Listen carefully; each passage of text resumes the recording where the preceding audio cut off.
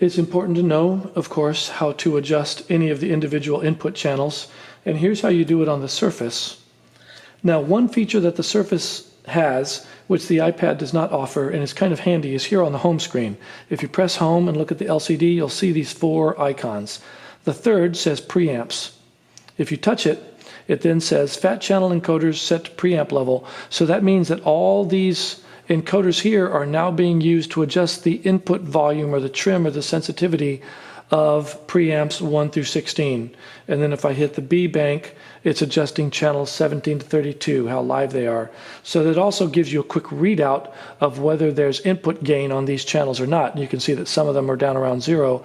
So if you have a channel that's not making any sound, having it at 0 is pretty much the same as having it muted because there's no gain on it at all, and it's likely not to be heard.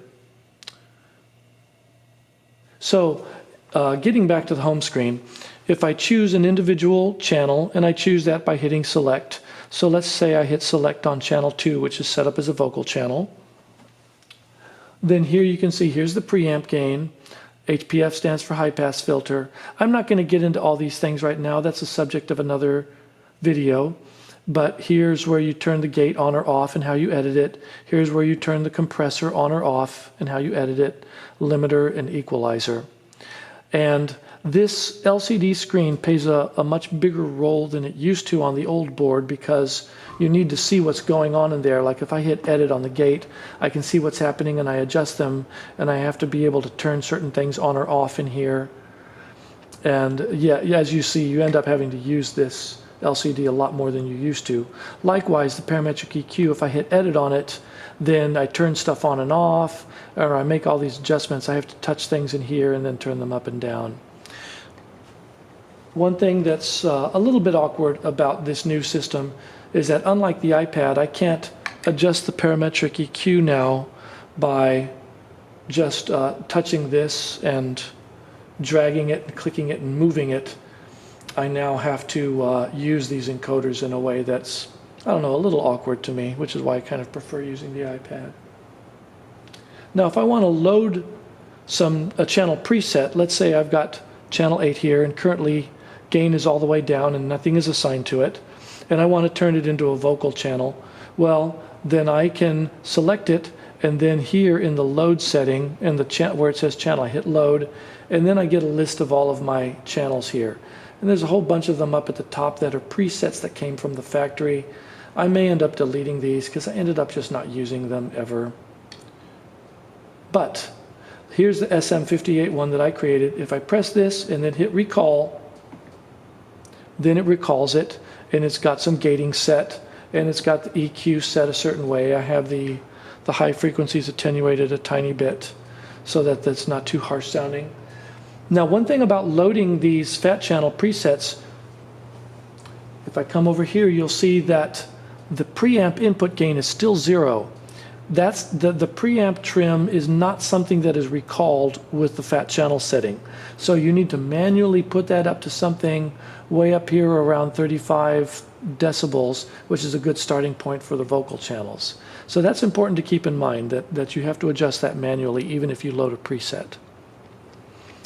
Another thing that's important to know about setting in individual channels is to be able to set the channel type.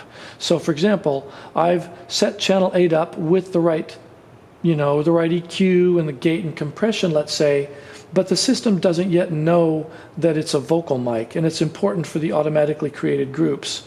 So what I'll do is, for starters, one thing I might do is I might press on channel 8.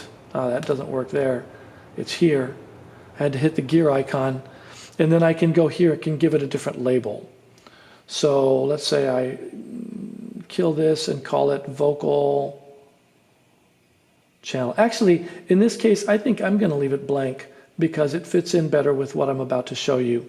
It didn't let me leave it blank. It's going to call it at least 8 up here. But the actual, you can see on the scribble strip that it's showing up as blank right now. Now, one of the things that I want to show you is how to assign it to be a certain channel type. You can see here, maybe just barely on this menu, that underneath the source button, there's a little button that says channel type.